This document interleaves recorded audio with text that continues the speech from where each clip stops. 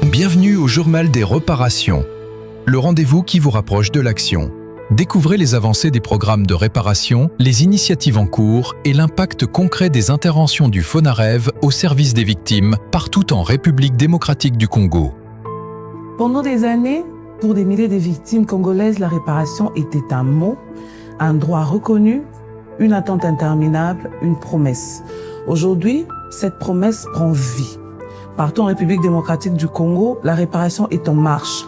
Elle se construit, elle se voit, elle se vit. De Songololo à Bunia, de Kisangani à Dibaya, de Kalemi à Beni.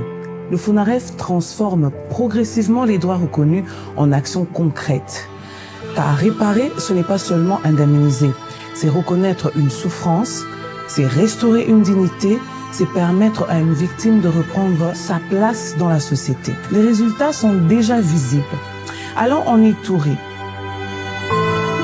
Plus de 50 000 victimes bénéficient des mesures provisoires urgentes.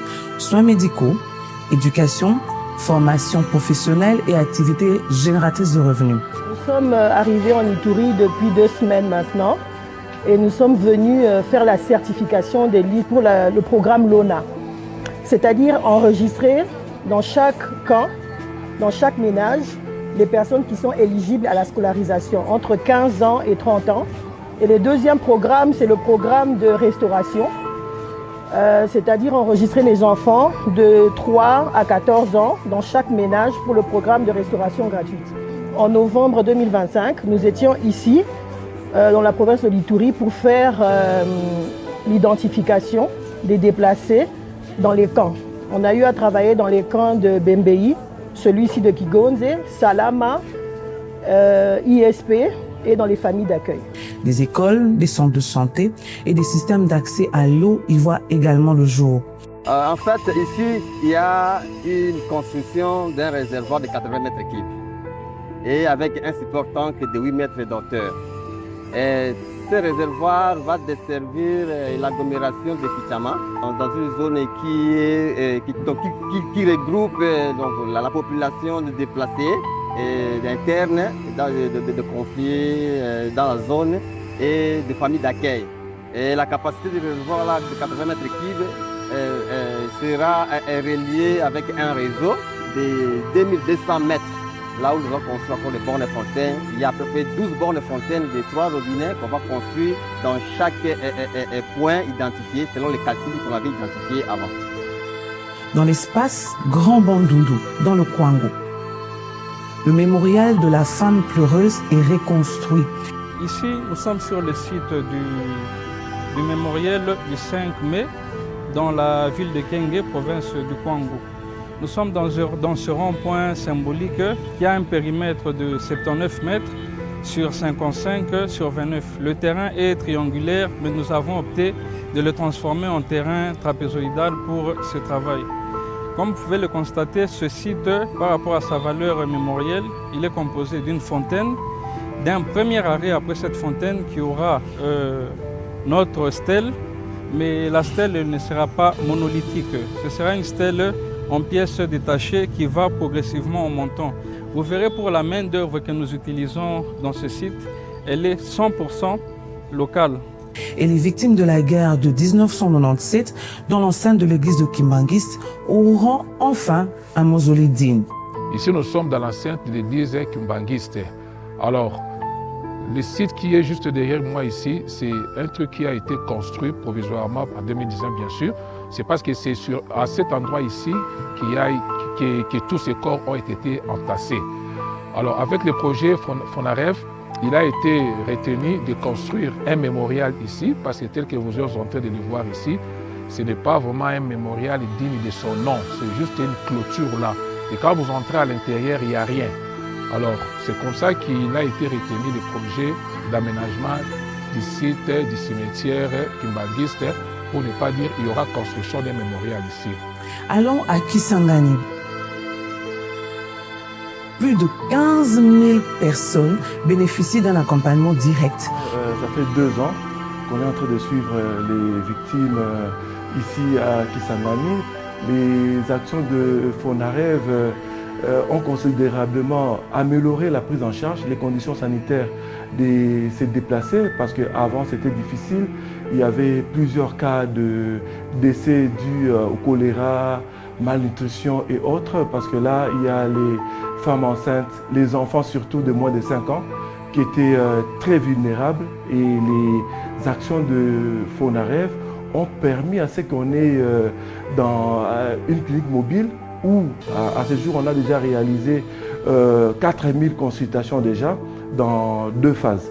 Et nous sommes en train d'intervenir dans la prise en charge générale et spécialisée, aussi dans des interventions chirurgicales, des accouchements dystociques et des soins hautement spécialisés qu'on prend en charge. Nous avons 3 axes stratégiques complémentaires que nous avons mis en place. Il y a d'abord les cliniques mobiles. Les cliniques mobiles, là, nous avons une phase de traitement intensif au niveau des camps de déplacés, où nous prenons en charge tous les malades qui sont dans les camps, quelle que soit leur vulnérabilité.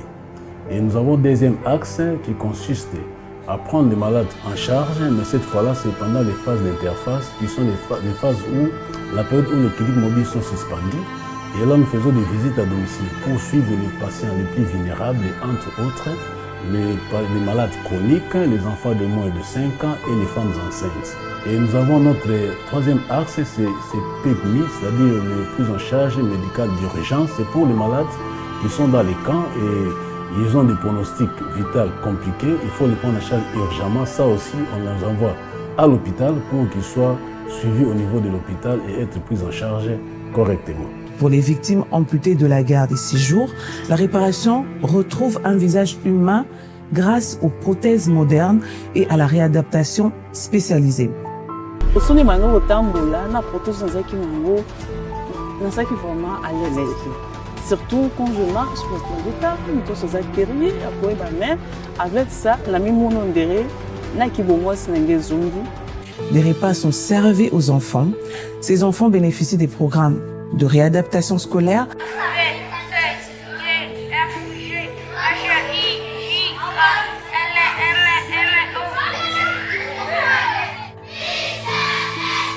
Ce projet a plusieurs activités que nous mettons en place, à savoir l'accompagnement psychologique, il y a l'accompagnement scolaire, il y a la facilitation scolaire, donc l'accompagnement scolaire qui est la facilitation scolaire.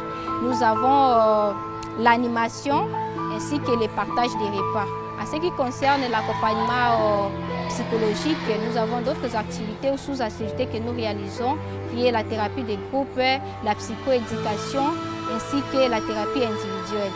Dans la facilitation scolaire ou l'accompagnement scolaire, là aussi nous avons sous-activités, à savoir les rattrapages scolaires pour les enfants qui ne partent pas à l'école, mais aussi l'aide aux devoirs pour les enfants qui ont l'habitude d'aller à l'école. nasepeli na mosala Fonarev ndenge baosala biso tozolia tozotanga tozoyemba merci mingi nasepeli makasi. Et chez les plus grands, plus de 2000 personnes bénéficient des formations professionnelles. Nous organisons notamment des formations des bénéficiaires en plusieurs filières. Des filières évidemment de leur choix. Il y a eu des sessions d'accompagnement et de coaching ou mentorat économique des bénéficiaires qui ont conduit au choix des filières de formation à organiser.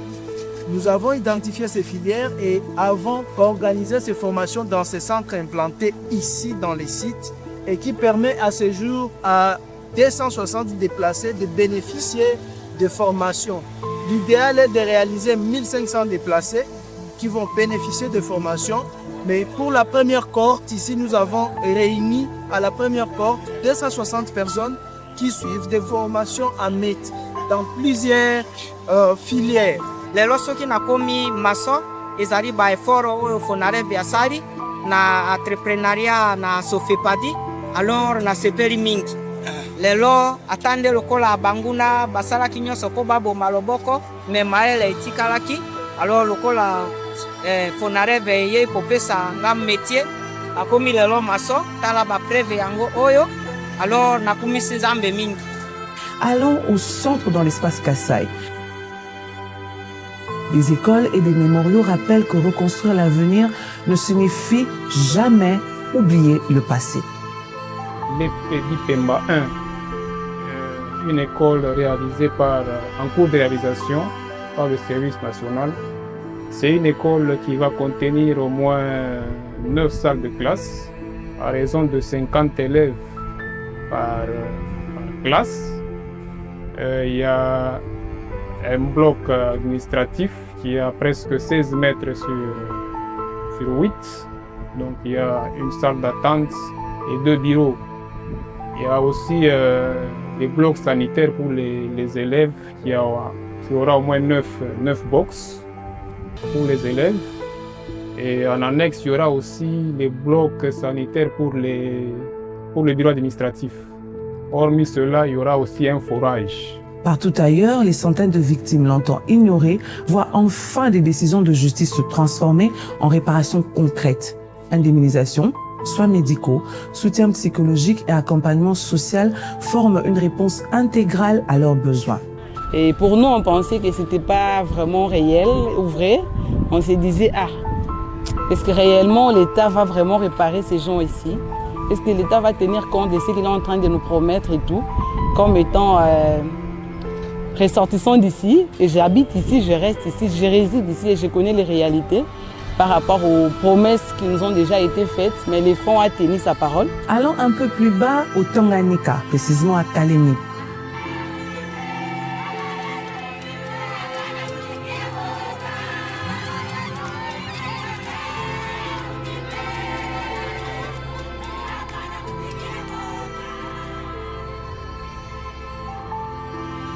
Les réalisations parlent d'elles-mêmes. 175 abris familiaux, 464 abris collectifs, 72 cuisines communautaires, 10 forages d'eau potable et 80 blocs sanitaires au bénéfice des populations les plus vulnérables.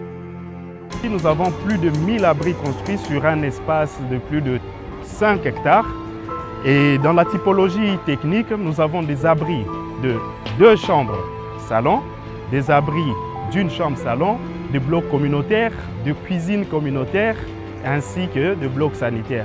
Pour les abris de 2 chambres salon tels que vous allez le voir, nous avons utilisé des bâches en PVC qui peuvent avoir une durée entre 5 et 10 ans. Nous avons aménagé les espaces, nous avons bétonné les structures en bois, nous avons utilisé du bois local, et nous avons utilisé des tôles BG30 dans l'idée de viabiliser le cadre de vie de nos victimes. Même dans les zones les plus difficiles d'accès, les équipes poursuivent leur mission. Parce qu'aucune victime ne doit être oubliée, parce que chaque vie compte, parce que chaque intervention médicale, chaque accompagnement psychologique, chaque projet réalisé est une victoire contre les conséquences de la violence. Et en ce moment, ce mouvement continue. En 2026, plus de 5500 victimes du Congo central, de l'Ituri et du Kassai central seront concernées par un programme de réparation administrative intégrale. Dans la Chopo, des centaines de ménages déplacés bénéficieront d'un programme de retour et de réinstallation. De nouveaux projets verront également le jour dans plusieurs provinces du pays. Aujourd'hui, la réparation n'est plus une promesse. Elle est un processus national, un processus de relèvement, un processus qui transforme la souffrance en résilience, les blessures en espoir et les droits en résultats visibles. Partout en RDC, les chantiers sont en cours pour les victimes, pour les communautés et pour la mémoire. Restez donc connectés pour le prochain numéro qui nous fera voyager au cœur de l'action dans d'autres provinces où le FONAREV agit pour le relèvement, la reconstruction et la transformation des victimes.